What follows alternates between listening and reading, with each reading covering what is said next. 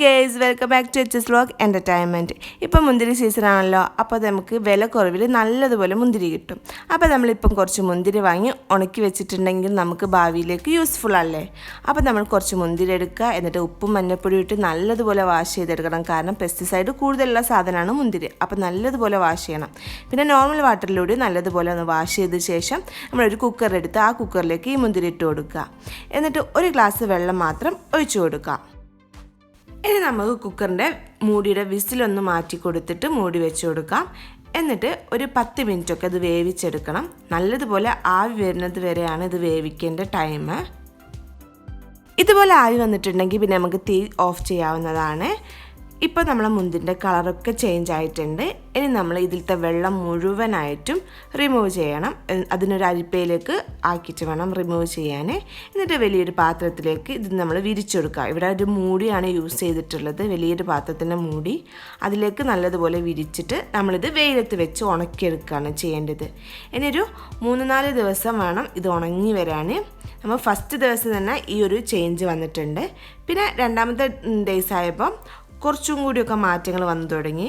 കുറച്ചുകൂടി മുന്തിരി, നമ്മൾ ഉണക്ക മുന്തിരിൻ്റെ ഒക്കെ ഒരു സ്ട്രക്ചറിലേക്ക് മാറി വന്നിട്ടുണ്ട്. ഇപ്പം നല്ല പൊരി വെയിലായതുകൊണ്ട് നമുക്ക് 4 ദിവസം കൊണ്ട് തന്നെ സംഭവം ഉണങ്ങി കിട്ടുന്നുണ്ട്.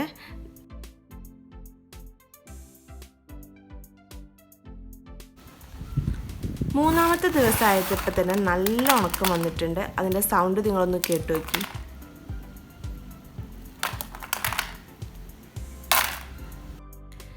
3 ദിവസം ആയപ്പോൾ തന്നെ അത്യാവശ്യം നല്ലതുപോലെ ഉണങ്ങിയിട്ടുണ്ട്. ഇപ്പോഴത്തെ വെയിലിൻ്റെ ചൂടുകൊണ്ടാണ് ഇത്രയും പെട്ടെന്ന് ഉണങ്ങിയത്. എന്നാൽ നമ്മൾ ഒരു ദിവസം കൂടിയൊക്കെ വെയിലത്ത് വെച്ച് നല്ലതുപോലെ ഉണക്കിയെടുക്കാം.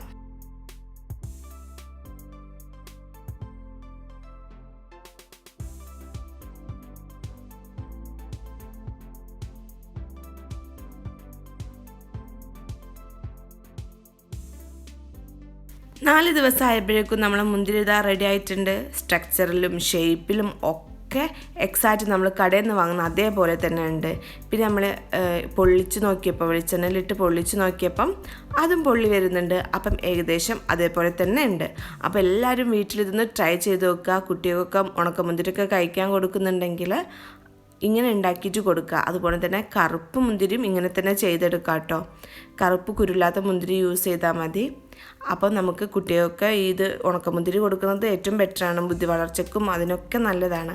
അപ്പം ഇങ്ങനെ വീട്ടിലുണ്ടാക്കിയിട്ട് കൊടുക്കുക. കാരണം കടയിൽ നിന്ന് വാങ്ങുന്നതിനെക്കാട്ടും ബെറ്ററാണ്. നമ്മൾ നല്ലതുപോലെ വാഷ് ചെയ്തിട്ടൊക്കെ അല്ലേ ഉണ്ടാക്കുന്നത്. അപ്പം എല്ലാവരും മസ്റ്റായിട്ടൊന്ന് ട്രൈ ചെയ്ത് നോക്കുക. എന്നിട്ട് ഫീഡ്ബാക്ക് കമൻറ്റിലൂടെ അറിയിക്കുക.